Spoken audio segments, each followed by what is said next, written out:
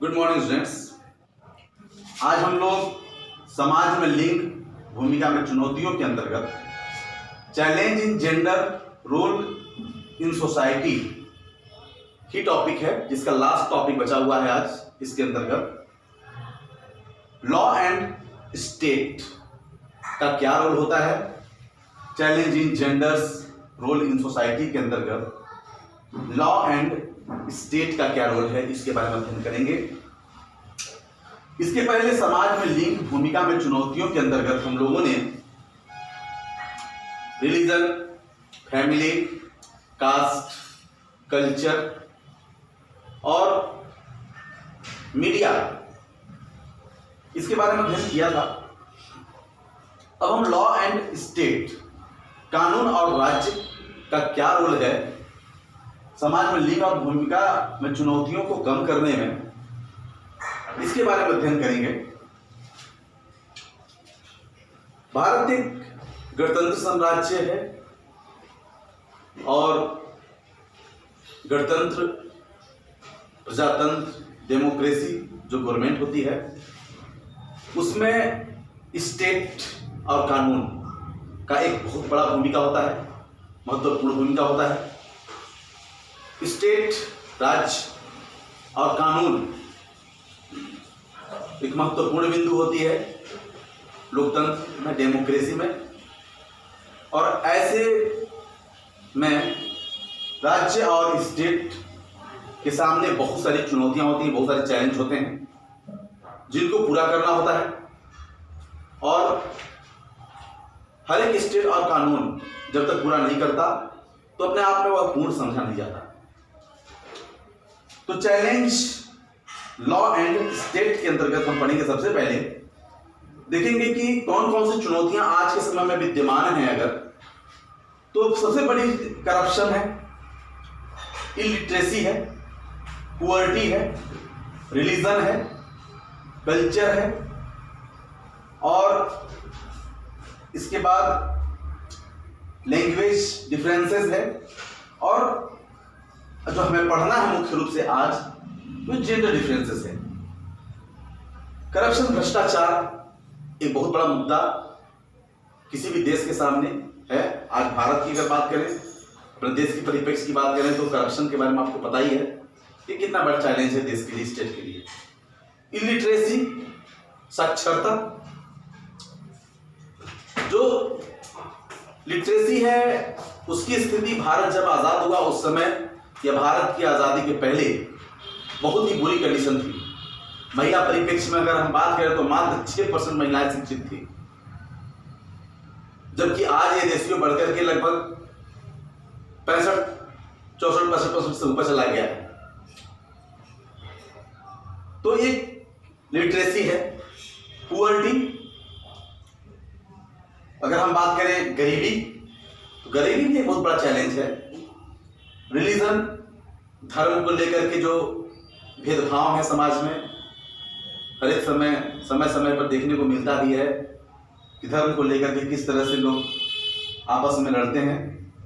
संस्कृति को लेकर के आपस में जो मतभेद होता है उसको, रूढ़िवादिता, मेल प्रोसेस, जो रूढ़िवादिता है वह भी एक बहुत बड़ा रीजन है। लैंग्वेज डिफरेंसेस, भाषा की विभिन्नताएं, और भाषा को लेकर के जब हमेशा सुनते रहते हैं, न्यूज में देखते रहते हैं आप, महाराष्ट्र में हो गया, साउथ इंडिया में हो गया, कि लैंग्वेज को लेकर के हमेशा मतभेद होता है। हिंदी भाषी क्षेत्र, जो मराठी भाषी जो क्षेत्र हैं, जो तेलुगु, मलयालम, कन्नड़, आपस में जो उलझना है वो भी एक चैलेंज है। और जो सबसे इंपॉर्टेंट है हमारी पढ़ाने की आज टॉपिक के अंतर्गत जो पढ़ना है, जेंडर डिफरेंसेस है। तो इन सारे क्षेत्रों में जो चुनौतियां, उसी प्रकार से जेंडर डिफरेंसेस एक है जो वह एक बहुत बड़ी चुनौती है हमारे देश में। और यह चुनौती महिलाओं के परिप्रेक्ष्य में जो भेदभाव है, वह भारत की आज़ादी लगभग 1947 में हुई, इसके बाद भी आज तक अगर देखा जाए तो जो एक आमूलचूल परिवर्तन होना चाहिए वो परिवर्तन आज भी देखने को नहीं मिलता।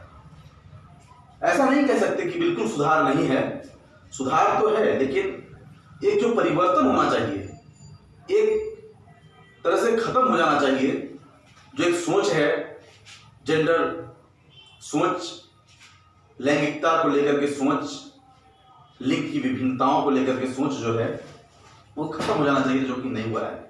तो इस क्षेत्र में लॉ एंड स्टेट, कानून और राज्य का एक बहुत बड़ा भूमिका है इसको खत्म करने में।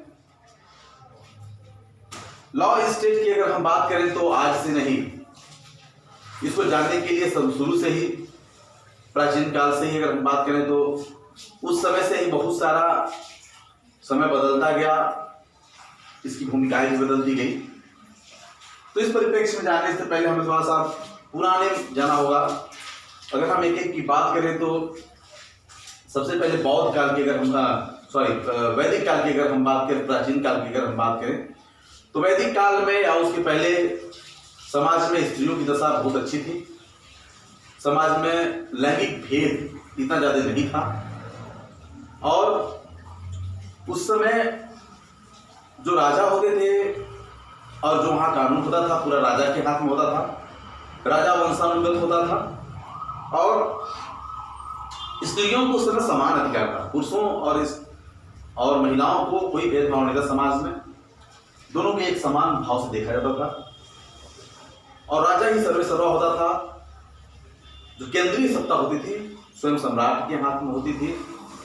प्राचीन काल में हमें बहुत सारे ऐसे ऋग्वेद, सामवेद, यजुर्वेद, अथर्ववेद की अगर बात करें, महाभारत रामायण की बात करें, या हम प्राचीन काल में जो भी सामग्रियां हैं उनको देखें अगर हम, तो हम देखते हैं कि उस समय महिलाओं के साथ बिल्कुल भेदभाव नहीं था। महिलाओं को पुरुषों के साथ कंधे से कंधे मिला करके आगे बढ़ने की आज़ादी थी, स्वतंत्रता थी और कानून और राज्य में भी इसके लिए पूरा सहयोग था। अगर हम कहें उस समय महिलाओं की बात करें तो बहुत सारी विदुषी महिलाएं हुई उस समय, घोषा, अपाला, ऐसी महिलाएं हुई। तो वैदिक काल में स्थिति महिलाओं की बहुत अच्छी थी और उनको पुरुषों के समान ही अधिकार प्राप्त थे समाज में। दूसरी अगर हम बात करें तो प्राचीन काल की बात, अगर हम बौद्ध काल की अगर बात करें तो बौद्ध काल में अगर हम देखते हैं तो गौतम बुद्ध के समय में महिलाओं की स्थिति तो अच्छी थी, लेकिन राज्य और कानून की बात करें अगर हम, तो राज्य और कानून का बहुत बड़ा रोल नहीं होता था। तटस्थता की रोल थी इसमें, कोई हस्तक्षेप नहीं थी, कोई हस्तक्षेप नहीं था। समाज में महिलाओं के उत्थान के लिए कोई बड़े ठोस कदम भी नहीं उठाए गए। लेकिन हम ये भी नहीं कह सकते कि उस समय महिलाओं की स्थिति बहुत खराब थी। बौद्ध युग में ही सम्राट अशोक ने महिलाओं के लिए बहुत सारे कार्य किए। बौद्ध धर्म के प्रचार और प्रसार में महिलाओं का खुला समर्थन दिया, महिलाओं ने इसमें बढ़ चढ़ के भाग लिया। अपनी पुत्री स्वयं संघमित्रा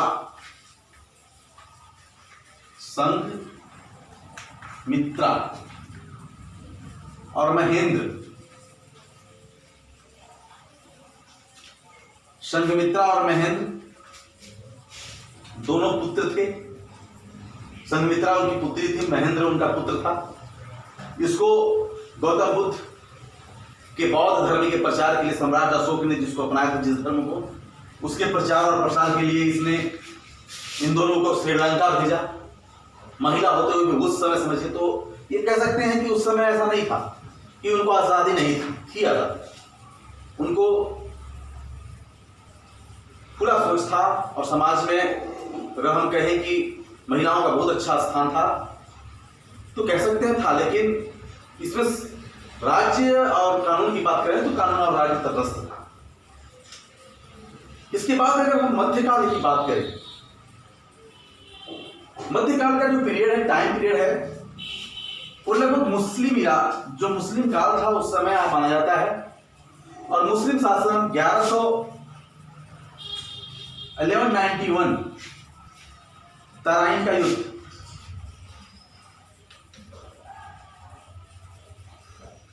तराइन का वार, पृथ्वीराज चौहान और मोहम्मद घोरी के बीच में, मोहम्मद गजनवी का भारत पे आक्रमण, अरबों का भारत में आगमन, और कुतुबुद्दीन ऐबक का भारत में साम्राज्य स्थापित करना, गुलाम वंश का, तब से लेकर के मुगल वंश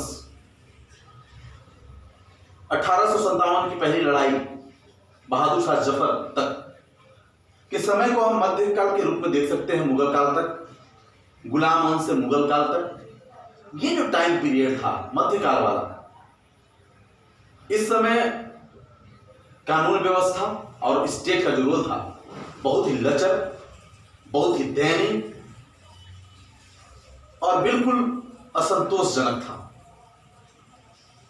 इसका एक बहुत बड़ा कारण था कि जो विदेशी आक्रमणकारी भारत में आए उसमें ज्यादातर इस्लामिक सोच के थे और उनका मानना था कि महिलाओं का सम्मान समाज में बहुत जरूरी नहीं, महिलाओं का उनके समाज में उतना इज्जत नहीं होता था, पर्दे की वस्तु, मनोरंजन की वस्तु समझा जाता था, स्त्री को स्त्री न समझकर केवल वस्तु के रूप में समझा जाता था, जिसके कारण इनके आने से महिलाओं का सम्मान समाज में बहुत ज्यादा गिरा। उनके सम्मान की अगर हम बात करें, महिलाओं के सम्मान की अगर हम बात करें, तो उस समय बहुत सारी ऐसी कुरीतियां समाज में आई।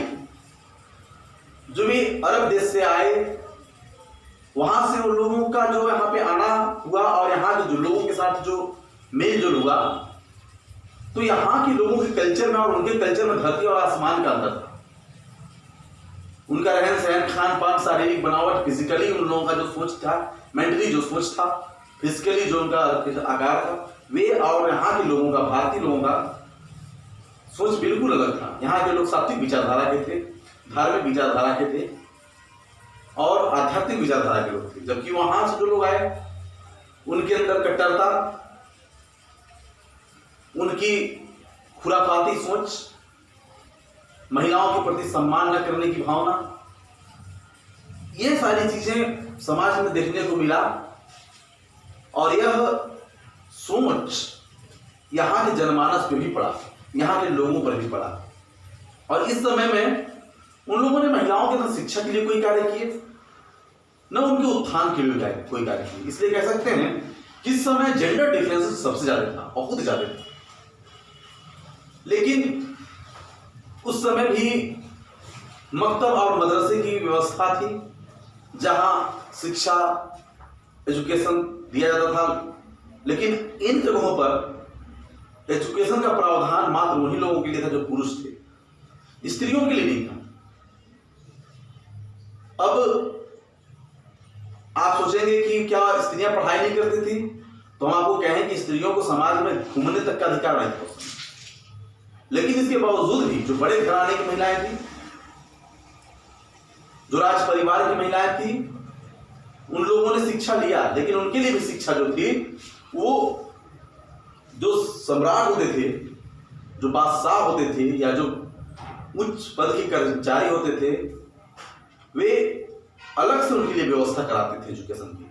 तो ऐसा नहीं, उस समय व्यवस्था नहीं थी। उस समय भी रजिया बेगम, गुलबदन बेगम जो हुमायूं की बहन थी, जिसने हुमायूं नामा लिखा, ऐसी महिलाएं हुई जो कि समाज में बहुत सम्माननीय स्थान प्राप्त किया और पढ़ा लिखा उन लोगों। नूरजहां थी, विदुषी महिलाएं थी, ऐसा नहीं है उस समय नहीं थी, लेकिन उन लोगों की जो एजुकेशन और जो भी हुआ था शिक्षा दीक्षा, वे पर्सनली शिक्षा दीक्षा हुआ। तो मध्यकाल एक समय जो था, पीरियड जो था, वो बहुत ही अच्छा नहीं माना जा सकता है जेंडर डिफरेंसेस के लिए। और उस समय बहुत अच्छा कोई रोल भी नहीं था और जेंडर डिफरेंस ने बहुत कोई अच्छा कार्य भी नहीं किया, चाहे कानून हो चाहे स्टेट हो। राजा भी और कानून भी कोई अच्छा नहीं था महिलाओं के उत्थान के लिए। इसके बाद ब्रिटिश काल की अगर हम बात करें, तो ब्रिटिश काल, अंग्रेजों का भारत में आगमन, पुर्तगालियों का, फ्रांसीसियों का भारत में आगमन और यहाँ पर अंग्रेजी सत्ता का काबिज होना, ब्रिटिश गवर्नमेंट का काबिज होना। राजनीतिक क्षेत्र में पहले ये लोग, पता ही है आप लोगों को कि व्यापार करने आए थे, आपस में लड़ाइयाँ किए, कर्नाटक का युद्ध हुआ, प्लासी का युद्ध हुआ, बक्सर का युद्ध हुआ। इसके बाद यहाँ स्टेब्लिश जो हुए अंततोगत्वा वो अंग्रेज हुए और कुछ क्षेत्रों में फ्रांसीसियों का अधिकार था और पुर्तगाली, डच, इनको वापस यूरोप जाना पड़ा। अब इनके समय में अगर हम कानून और राज्य की बात करें कि एजुकेशन के लिए क्या रोल था इनका, जेंडर डिफरेंसेस या जेंडर रोल में इनकी क्या भूमिका थी, तो हम देखते हैं कि इनके समय एक अच्छा सुधार देखा जाता था, लेकिन जिसकी हम आशा करते हैं उतना सुधार उस समय भी नहीं हुआ। लेकिन उस समय प्रयास जो राज्य का था, समय समय पे गवर्नर जनरल आए, लॉर्ड माउंटबेटन से लेकर के आपके लॉर्ड विलियम बेंटिंग, हंटर, इसके अलावा क्रिप्स मिशन नहीं, हंटर,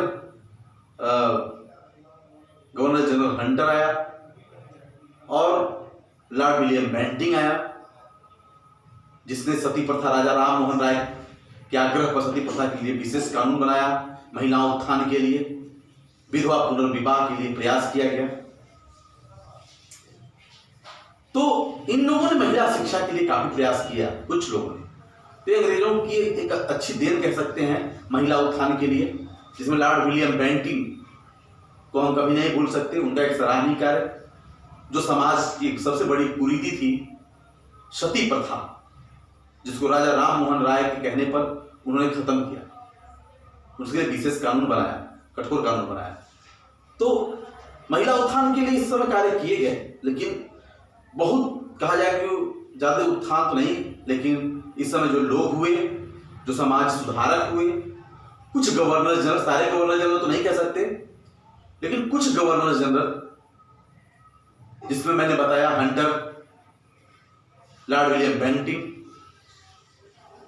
कर्जन, ऐसे लोग हुए जिन लोगों ने वुमेन एजुकेशन के लिए, महिला एजुकेशन के लिए, महिला उत्थान के लिए बहुत सारे कार्य किए। समाज सुधारकों की अगर हम बात करें तो इसी समय समाज सुधारकों में स्वामी विवेकानंद, स्वामी दयानंद सरस्वती, इसके अतिरिक्त महात्मा गांधी और ईश्वर चंद्र विद्यासागर, राजा राम मोहन राय, एनी बेसेंट,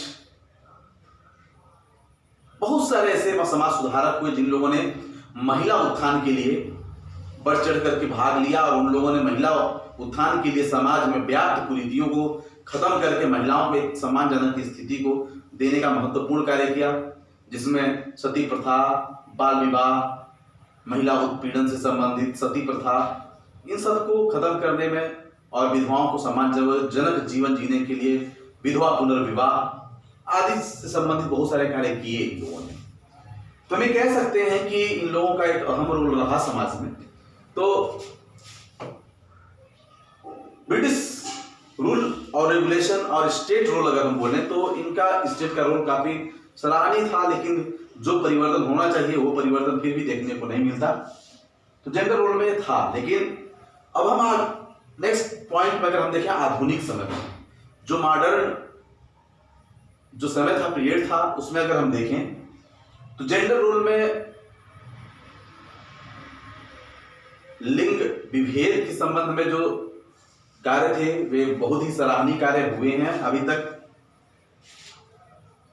भारत 15 अगस्त 1947 को आजाद हुआ, तब से लेकर के अगर आज तक की हम बात करें तो महिला उत्थान, नारी सशक्तिकरण के लिए, जेंडर डिफरेंसेस को कम करने के लिए बहुत सारे हमारे राज्य सरकारों ने, केंद्र सरकारों ने और कानून ने बहुत सारे कार्य किए हैं। हमारा संविधान 26 जनवरी 1950 को लागू हुआ, डॉक्टर भीमराव अंबेडकर ने उसको लिखा, और उसमें महिलाओं के उत्थान के लिए, उनकी समानता के लिए, उनकी स्वतंत्रता के लिए, उनके उत्थान के लिए बहुत सारे कानून बनाए गए। अगर अनुच्छेद 14, 15, 16, 17, 21, 20, 21, 22, 29 की अगर हम बात करें अनुच्छेद की, तो उसमें महिला उत्थान के लिए, महिला की समानता के लिए, महिला सशक्तिकरण के लिए बहुत सारे कानून बने, जिसमें महिलाओं की को समानता, उनकी शिक्षा, उनकी उन्नति के लिए काफी अच्छे कानून प्रावधान किए गए। हमारे संविधान का एक अहम रोल है महिला उत्थान के लिए, लेकिन अगर एक प्रश्न हमारे सामने उभर करके आता है तो देखते हैं कि क्या इन सब के होने के बावजूद भी क्या महिलाओं को या जेंडर डिफरेंसेस जो है, क्या लिंग विभेद क्या कम हुआ है समाज में? तो हम ये कह सकते हैं कि कम तो हुआ है, लेकिन जितना होना चाहिए वह पर्याप्त नहीं है। जितना होना चाहिए उतना नहीं हुआ है। आज महिलाओं का सोच जरूर बदला है, लेकिन बहुत सारी ऐसी कुरीतियां जो समाज में अभी भी हैं, जो कि महिलाओं को सशक्तिकरण में बाधक हैं। आज भी समाज में बहुत सारे कानून ऐसे बन रहे हैं, महिलाओं को सम्मानजनक जीवन जीने के लिए बहुत सारे नियम कानून सरकार की तरफ से योजनाएं आ रही हैं। महिला सशक्तिकरण के लिए बहुत सारे महिलाओं के यूनियन बन रहे हैं। महिला सशक्तिकरण उनकी एजुकेशन को बहुत अच्छी तरह से लागू करने के लिए, बहुत अच्छे तरह से अवेलेबल करने के लिए बहुत सारे एजुकेशन इंस्टीट्यूट महिलाओं के लिए जो स्पेशल है, ऐसी स्कूलों का संस्थाओं का निर्माण किया जा रहा है, व्यवस्थाएं की जा रही है गवर्नमेंट की तरफ से। लेकिन ये पर्याप्त तो नहीं है, लेकिन एक अच्छा प्रयास है। और आधुनिक युग में कहें तो इसके पहले जो भी युग था उसमें से प्राचीन काल अगर छोड़ दे तो सबसे अच्छी स्थिति कह सकते हैं महिलाओं की है आज। लेकिन इसके बावजूद भी पूरी तरह से महिलाओं की स्वतंत्रता, आज़ादी, उनके सशक्तिकरण में समाज का जरूर होगा, बहुत बड़ा होगा। समाज की सोच को बदलने की जरूरत है। और आज समाज में लिंग